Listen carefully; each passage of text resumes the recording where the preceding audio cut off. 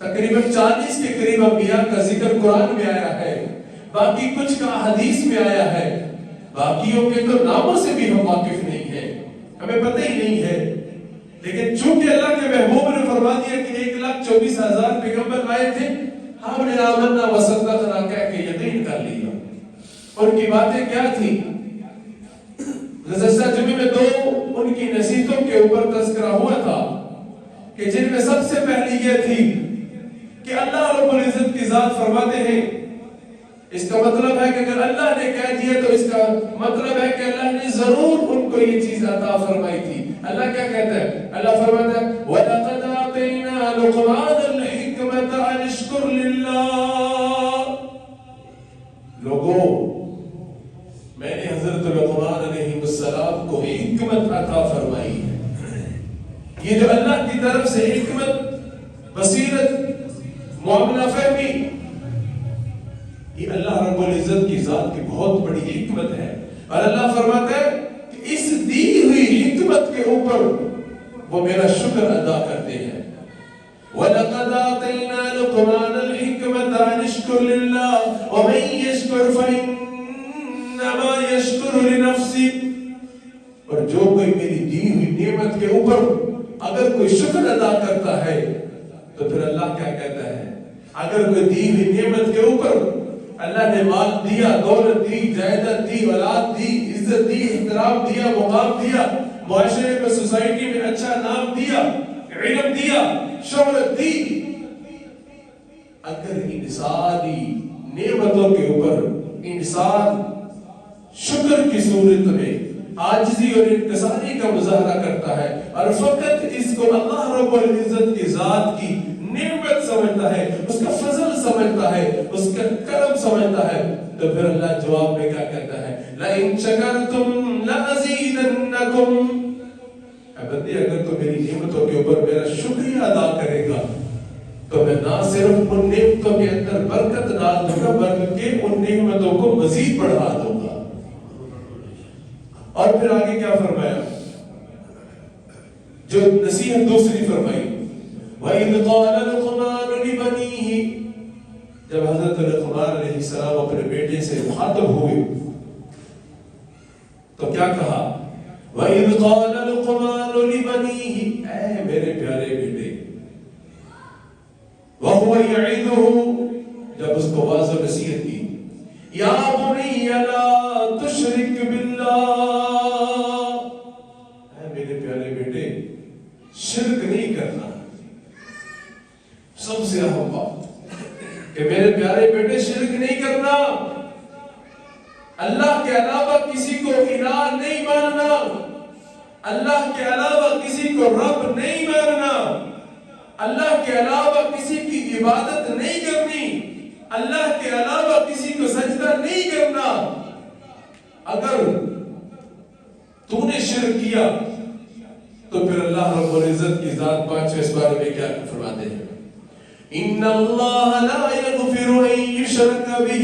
ویغفر ما دون ذلک لمن یشاء۔ اللہ کہتا ہے بندے،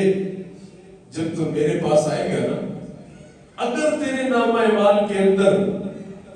شرک نہ ہوا، تو نے کسی کو میرے علاوہ الہ نہ مانا، رب نہ مانا، سجدہ نہ کیا، عبادت نہ کی، اگر تیرا نامہ اعمال شرک سے پاک ہوا تو پھر میری رحمت کی، تم کامل رحمت کی امید اور یقین رکھنا، بشرطے کہ تیرے نامہ اعمال کے اندر شرک نہ ہو۔ اور پھر حضرت لقمان نے آگے کیا فرمایا؟ یا بنی لا تشرک باللہ ان الشرک لظلم عظیم۔ بے شک میرے پیارے بیٹے، یہ شرک بہت بڑا جرم عظیم ہے۔ علماء کرام اس کی تفسیر میں، اس کی تشریح میں، اس کے مفہوم میں لکھتے ہیں کہ شرک صرف ایک گناہ نہیں ہے، بلکہ شرک اللہ رب العزت کی ذات کے ساتھ بغاوت ہے۔ اس مالک کائنات کا، اس خالق کائنات کا اگر کوئی دوسرا شریک بنا دیا جائے تو پھر اس کے وحدہ لا شریک ہونے کی اس کا انکار ہے، اور یہ انکار لظلم عظیم ہے، بہت بڑا ظلم ہے۔ آگے کیا نصیحت فرمائی؟ وَوَصَّيْنَا الْإِنسَانَ بِوَالِدَيْهِ، اور پھر اے میرے پیارے بیٹے، اپنے ماں باپ کے ساتھ حسن سلوک کرنا، نیک برتاؤ کرنا، جھکے رہنا، ادب سے ان کے ساتھ گفتگو کرنا، اور انشکر لی وَلِوَالِدَيْکَ، اللہ کا بھی شکر ادا کرتے رہنا اور اپنے ماں باپ کا بھی شکر ادا کرتے رہنا، اللہ کا بھی شکر اور اپنے ماں باپ کا بھی شکر ادا کرتے رہنا۔ اس بات کو اللہ رب العزت کی ذات نے قرآن پاک کے اندر مختلف صورتوں، مختلف صفاتوں، مختلف آیات میں اس کو کھول کھول کر بیان کیا ہے، بلکہ سب سے زیادہ جو لمبی آیت اور جو لمبا ذکر والدین کے بارے میں وہ 15ویں سپارے کے دوسرے رکوع میں آیا ہے۔ وہاں پر اللہ کیا فرماتا ہے؟ وَقَضَىٰ رَبُّكَ أَلَّا تَعْبُدُوا إِلَّا إِيَّاهُ وَبِالْوَالِدَيْنِ إِحْسَانًا إِمَّا يَبْلُغَنَّ عِندَكَ الْكِبَرَ أَحَدُهُمَا أَوْ كِلَاهُمَا فَلَا تَقُل لَّهُمَا أُفٍّ وَلَا تَنْهَرْهُمَا وَقُل لَّهُمَا قَوْلًا كَرِيمًا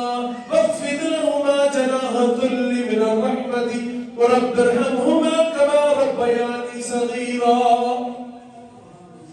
وَقَضَىٰ رَبُّكَ، تیرے رب نے یہ فیصلہ کیا ہے، یہ تیرے رب کا قضا ہے۔ وَقَضَىٰ رَبُّكَ أَلَّا تَعْبُدُوا إِلَّا إِيَّاهُ، تیرے رب کا یہ فیصلہ ہے کہ اس کے علاوہ کسی کو الہ رب خدا نہیں ماننا۔ وَبِالْوَالِدَيْنِ إِحْسَانًا، اور اپنے ماں باپ کے ساتھ احسان کرنا ہے، اپنے ماں باپ کے ساتھ حسن سلوک کرنا ہے۔ اِمَّا يَبْلُغَنَّ، اگر وہ تیری حیات میں، تیری زندگی میں، تیرے سامنے، اِمَّا يَبْلُغَنَّ عِندَكَ الْكِبَرَ، تیرے سامنے اگر وہ بڑھاپے کی حالت کو پہنچ جائے، اگر تجھے سٹینڈ کرتے کرتے، اگر تیری کمر سیدھی کرتے کرتے اگر ان کی کمر جھک جائے، تجھے جوان کرتے کرتے اگر وہ خود بوڑھے ہو جائیں، جب تیرے بالوں میں سیاہی آ جائے اور ان کے بالوں میں سفیدی آ جائے، جب تیرے ماں باپ نہ ان کے پیٹ میں آنت رہے نہ منہ میں دانت رہے، جب ان کی بنیائی بھی کمزور ہو جائے، جب ان کی سماعت بھی کمزور ہو جائے، جب ان کے منہ میں دانت بھی نہ رہے، ان کی آواز بھی پست ہو جائے، ان کی چال بھی ڈھیلی ہو جائے، نہ تو وہ پراپر طریقے سے کھا پی سکے، نہ وہ پراپر طریقے سے تجھے بلا سکے، جب وہ کمزور ہو جائے تو پھر بندے تمہیں کیا کرنا ہے؟ اُفٍّ وَلَا تَنْهَرْهُمَا، پھر قرآن کہہ رہا ہے ان کے سامنے تو نے اف بھی نہیں کرنی، اپنی آواز کو اونچا نہیں کرنا، جھکا کے رہنا اپنے کندھوں کو، دھیمے لہجے سے بات کرنی ہے ان سے، سختی کے ساتھ بات نہیں کرنی،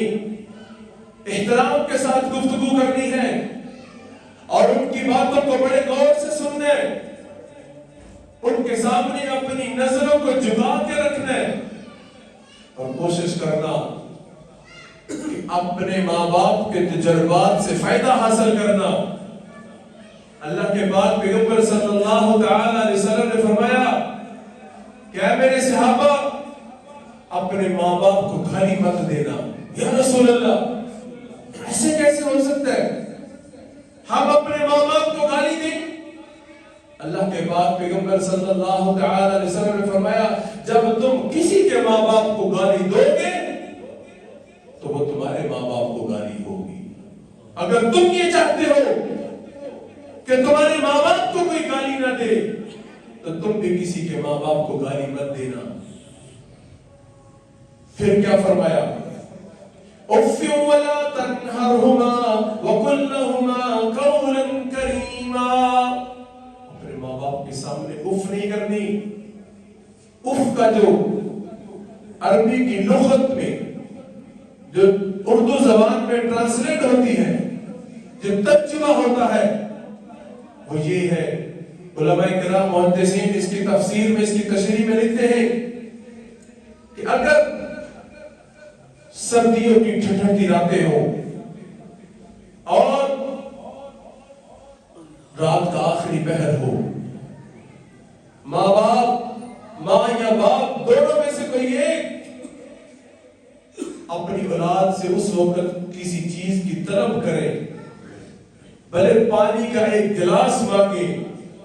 اور اولاد آگے سے اگر اس وقت یہ رسپانس دیتی ہے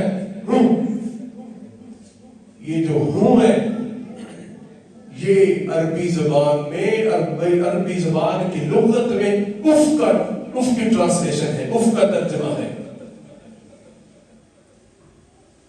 یہ اف کا ترجمہ ہے۔ اور قرآن کہہ رہا ہے اف ولا تنہرہما،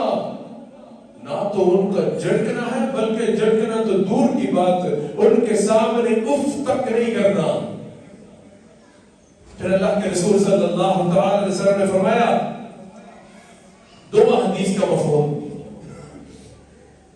کہ اگر تو یہ دیکھنا چاہتا ہے کہ تیرا اللہ تیرے ساتھ راضی ہے کہ ناراض ہے، تو گھر جا کے اپنے ماں باپ کو دیکھو، تیرے ساتھ راضی ہے کہ ناراض ہے۔ اگر تیرے ماں باپ تیرے ساتھ راضی ہے تو یہ وثوق کرنا، یہ یقین کر لینا کہ تیرا رب بھی آسمانوں پہ تیرے ساتھ راضی ہے۔ اور ماں کے بارے میں فرمایا الجنت تحت الامہات، کہ جنت ماں کے قدموں کے نیچے ہے، اور تیرا باپ اوسط باب من الجنہ، جنت کا درمیانی دروازہ ہے تیرے لیے، تو چاہے تو اس کی خدمت تابعداری کر کے جنت میں داخل ہو جا، بلکہ اگر تو چاہے تو ان کی نافرمانی کر کے، ان کی گستاخی کر کے اپنے لیے جنت کا دروازہ بند کر لے، یہ تیرے اوپر ہے۔ وَصَاحِبُهُمَا فِي الدُّنْيَا مَعْرُوفًا، اور بندے دنیا میں اپنے ماں باپ کے ساتھ معروف طریقے سے، بڑے ہی اچھے انداز کے ساتھ رہنا، بڑے ہی دھیمے لہجے کے ساتھ ان کی خدمت، ان کی تابعداری کرتے ہوئے زندگی گزارنا۔ لیکن میں اور آپ جس سوسائٹی کا، جس معاشرے کا حصہ ہے، میں بھی دیکھتا ہوں، آپ بھی دیکھتے ہیں کہ بہت سارے ماں باپ ایسے ہیں کہ جو اولاد سے اس ڈر سے گفتگو نہیں کرتے کہ پتہ نہیں میرے بیٹے نے یا پتہ نہیں میری بیٹی نے آگے سے مجھے جواب کیا دینا ہے۔ ایسی اولاد نہ تو اس دنیا میں کامیاب ہو سکتی ہے اور نہ ہی آخرت والی زندگی میں کامیاب ہو سکتی ہے۔ یہ بالخصوص نوجوانوں کے لیے پیغام ہے، خدا را اگر آپ اس دنیا میں کامیاب ہونا چاہتے ہیں، آخرت والی زندگی میں کامیاب ہونا چاہتے ہیں، اپنے ماں باپ کی تابعداری کریں، اپنے ماں باپ کے سامنے اپنے کندھوں کو جھکائیں، اپنے ماں باپ کے سامنے اپنی آوازوں کو پست رکھیں، ان کے ساتھ تلخ لہجے میں گفتگو نہ کریں، ان کے سامنے اپنی آواز کو اونچا نہ کریں۔ اگر تمہارے ماں باپ ناراض ہوئے، ساری دنیا کے، ساری درگاہوں کے، ساری خانقاہوں کے اولیاء کرام، بزرگان دین، تمام کتب ابدال بھی ایک طرف ہو جائیں کہ اللہ اس بندے کو کامیاب کر دے، اور دوسری طرف تمہارے ماں باپ ہوئے کہ اللہ اس نے ہمارا دل دکھایا ہے، اس نے ہمیں رلایا ہے، اس نے ہمیں تکلیف پہنچائی ہے، تو اللہ کی قسم اللہ نہ تو ولیوں کی سنے گا، نہ بزرگوں کی سنے گا، نہ اولیاء کرام کی سنے گا، نہ کتب ابدال کی سنے گا، بلکہ اللہ رب العزت کی ذات تمہارے ماں باپ کی سنے گا۔ آپ گھروں میں جا کر یہ پریکٹیکل کر کے دیکھ لیں، تمہارے ماں باپ اگر بوڑھے ہو چکے ہیں، کمزور ہو چکے ہیں، اللہ کی قسم نہ تو میتھکبال نہ ہی نیوروبان کے انجیکشن اور ٹیبلٹ اور کیپسول وہ اثر کریں گے جو اگر تم اپنے ہاتھوں سے اپنے باپ کو فروٹ کاٹ کے دو گے، جو تم اپنے ہاتھوں سے اپنے ماں باپ کو کھانا کھلاؤ گے، جو تم اپنے ہاتھوں سے تیل لے کے ان کے پاؤں کی، ان کی ٹانگوں کی مالش کرو گے اور ان کا دباؤ گے، جس ماں باپ کی اولاد اگر اپنے ماں باپ کو یہ کہتی ہے کہ میرے ابا جان میں آپ کے ہر فیصلے کے اوپر آمین کہوں گا، جیسی آپ کی خوشی ہوگی، جیسی آپ کی رضا ہوگی میں وہی کام کروں گا، ایسے ماں باپ کو نہ تو کوئی بیماری لگتی ہے اور نہ وہ وقت سے پہلے بوڑھے ہوتے ہیں۔ خدا را یہ ماں باپ اللہ رب العزت کی ذات کی کتنی بڑی نعمت ہے۔ میں کہتا ہوں ساری دنیا کے کلمکار، رائٹر، مصنف، محقق، مقرر، واعظین، خطیب، علماء کرام ساروں کو اکٹھا کر لیا جائے، لیکن دوسری طرف جناب حضرت محمد صلی اللہ تعالی علیہ وسلم کی حدیث کو، آپ کی بات کو لیا جائے تو اللہ کے پاک پیغمبر صلی اللہ تعالی علیہ وسلم کی بات عالی ہوگی۔ اللہ کے پاک پیغمبر صلی اللہ تعالی علیہ وسلم نے فرمایا آخری بات، آپ کی والدہ کا جب انتقال ہوا آپ کی عمر 6 سال تھی۔ 6 سال کی عمر میں اپنے والد ماجد کو دیکھا نہیں، لیکن جب جناب حضرت حمزہ رضی اللہ تعالیٰ عنہ کی شہادت ہوئی تو اللہ کے پاک پیغمبر صلی اللہ تعالی علیہ وسلم اس قدر روئے کہ آپ کی داڑھی مبارک تر ہو گئی۔ صحابہ نے پوچھا یا رسول اللہ آپ کے اور بھی تو دنیا سے گئے، لیکن حضرت حمزہ رضی اللہ تعالی عنہ کے جانے پر آپ کو اتنا دکھ، اتنی تکلیف، اتنا صدمہ اور آپ اتنا روئے کہ آپ کی داڑھی مبارک تر ہو گئی۔ اللہ کے پاک پیغمبر صلی اللہ تعالی علیہ وسلم نے فرمایا کہ میرے صحابہ میں نے اپنے باپ کو نہیں دیکھا تھا، لیکن میری اماں حلیمہ یہ بتایا کرتی تھی کہ اے محمد صلی اللہ تعالی علیہ وسلم تیرے باپ کی اور تیرے چاچا حضرت حمزہ کی شکل ملتی جلتی ہے۔ میں جب حضرت حمزہ کو دیکھتا تھا تو مجھے میرا باپ یاد آتا تھا۔ پھر اماں کے بارے میں فرمایا 6 سال کی عمر میں والدہ ماجدہ دنیا سے چلی گئی، اور جب آپ کی عمر مبارک 62 برس ہوئی، 56 برس گزر گئے اس واقعے کو، 62 برس کی عمر ہے اور اللہ کے نبی صلی اللہ تعالی علیہ وسلم کیا فرما رہے ہیں؟ عشاء کی نماز ہو، فرض نماز ہو، میں سارے دن کا لوگوں کو اللہ کی طرف بلاتے اللہ کی دعوت دیتے قرآن سناتے، اپنی باتیں سناتے ہوئے تھک گیا ہوتا، میں عشاء کی نماز کے لیے مصلی پر کھڑا ہوتا، سورۃ فاتحہ میں پڑھ چکا ہوتا، ادھر حجرے سے میری آواز دیتی میری ماں او محمد صلی اللہ تعالی علیہ وسلم، میں نماز کو توڑ دیتا، چھوڑ دیتا اور اپنی ماں کو کہتا جی اماں